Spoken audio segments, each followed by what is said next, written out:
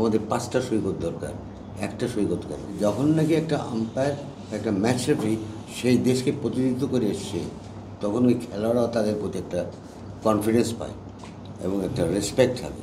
But আপনার কথাটার সঙ্গে আমি একটু দ্বিমত পোষণ করতে চাই, যেটা ছিল না ঠিক না।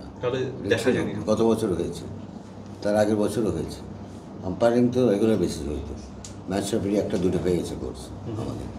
বাট এইবার যেটা আমরা করলাম ইটু এবং আমাদের প্রেসিডেন্ট মিলে, উই হ্যাভ পুট একটা যে ন্যাশনাল প্লেয়ার হইতেই হবে এবং ফার্স্ট ক্লাস ক্রিকেটার হইতে হবে।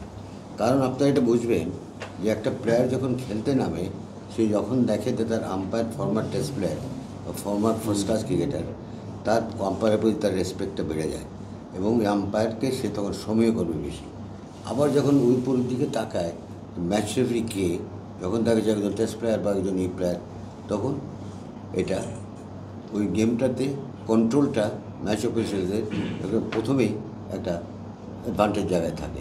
আপনি যদি এখন আমরা যদি বিশ্ব ক্রিকেটের দিকে তাকাই, এই যারা আম্পায়ারিং করতেছেন ফরেনার্স বা যেগুলো করি, আমাদের সৈকতও কিন্তু ন্যাশনাল টিম প্লেয়ার, তো সবগুলোই কিন্তু টেস্ট প্লেয়ার বা first class player, if I am not wrong.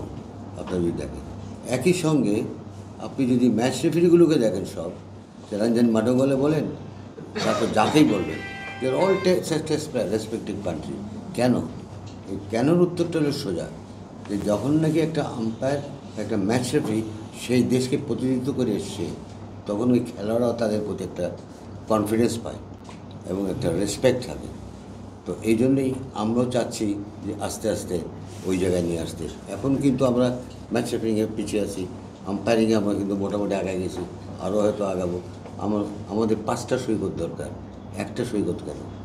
আমাদের রাহুল দুই গ্র্যাজুয়েট করে, আরও কেউ আসবে এখান থেকে।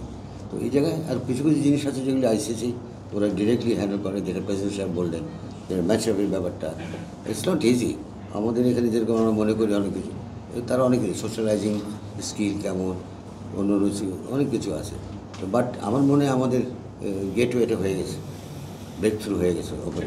না, এটা তো খুব আশাব্যঞ্জক যে যারা এখন পার্টিসিপেট করছে তাদের যেই মান, এটা আমাদের ক্রিকেটকে একটা ডিফারেন্ট পর্যায়ে নিয়ে যাবে। কিন্তু আমরা কিন্তু গত অনেকগুলো বছরে মাঠে নিয়ন্ত্রণহীনতা দেখেছি। কিন্তু আমরা হয়তো যেটা আমরা শুনেছি ইভেনচুয়ালি যে এই রিপোর্ট হচ্ছে না, এই হচ্ছে না, সেই হচ্ছে না, কিন্তু আমরা সেই অর্থে খুব শক্তিশালী অ্যাক্টিভিটি দেখিনি যারা মাঠ নিয়ন্ত্রণ করেন তাদের কাছ থেকে।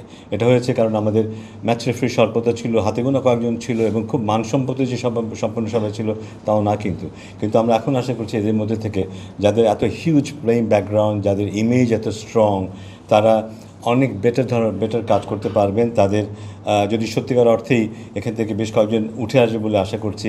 কারণ যেই ধারাবাহিকতার কথা আমাদের প্রেসিডেন্ট বললেন, অলরেডি আমরা দেখেছি আমাদের এখান থেকে চেষ্টা করলে অনেক উপরে যাওয়া সম্ভব হয়, এবং সেটা বোধহয় আমরা এখানে যাদেরকে আজকে দেখেছি তাদের মধ্যে কারো পক্ষে সম্ভব হবে। তবে আমি বলবো যে ওভারঅল ক্রিকেট কালচার পরিবর্তনের ক্ষেত্রে এই যে এক্স প্লেয়ার যারা এগিয়ে আসছেন, যারা হাই লেভেলে ক্রিকেট খেলেছেন, তাদের ভূমিকাটা খুব গুরুত্বপূর্ণ হবে। আজকে আমরা হয়তো দেখেছি শুধু আম্পায়ারিংয়ে একটা কোর্স হয়েছে বা ম্যাচ রেফারিতে একটা কোর্স হয়েছে, সামনে হয়তো আমরা যখন কোচেস কোর্স করবো সেখানেও কিন্তু সব এক্স ন্যাশনাল প্লেয়ার কিংবা ফার্স্ট ক্লাস প্লেয়ারদেরকে আমি দেখতে পাবো এবং অন্যান্য ক্ষেত্রে দেখতে পাবো। তো এর মধ্যে দিয়ে কিন্তু বিশাল পরিবর্তন আমি ব্যক্তিগতভাবে আশা করছি। যারা ক্রিকেট খেলেছে এবং ওই পর্যায়ে ক্রিকেট খেলেছে, ক্রিকেট যারা ভিন্নভাবে ধারণ করে, তারা যখন ক্রিকেট পরিচালনায় ক্রিকেটের দায়িত্বে আসবে, ক্রিকেট অবশ্যই বদলাবে এবং আরও আমরা হয়তো ভালো দিন দেখতে পাবো তখন।